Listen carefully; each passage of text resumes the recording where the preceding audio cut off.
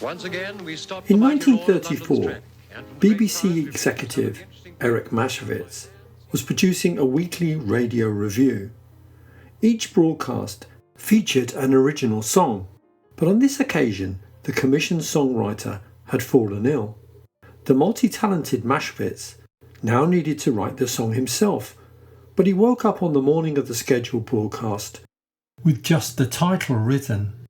Sat in his pyjamas, Eric decided to go for a catalogue or laundry list song. Cole Porter's You're the Top, a big hit in the same year, provided the basic template. I wanted to do the same thing for a romantic number, Eric later explained. In other words, a song which listed examples of the wonderful qualities of the beloved.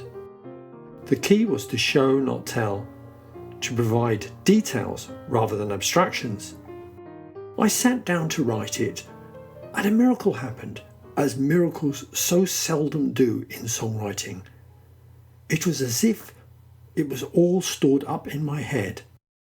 In a single Sunday morning, fortified by coffee and vodka, Mashevitz bashed out a chorus and 3 verses.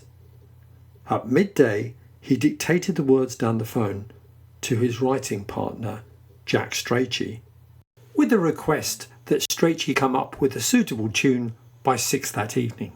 And this was done, though neither man was pleased with the result. I must confess, bitterly disappointed in it, Eric said later. Nor did Jack care for the title. He wanted to call the song These Little Things.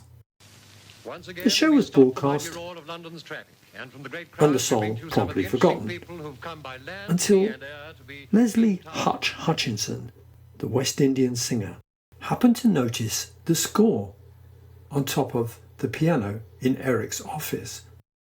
Hutch played it, liked it, and made the first recording of what would become a songbook standard.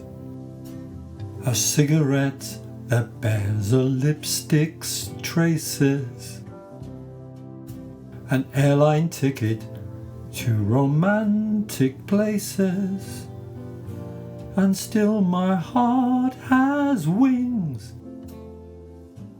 These foolish things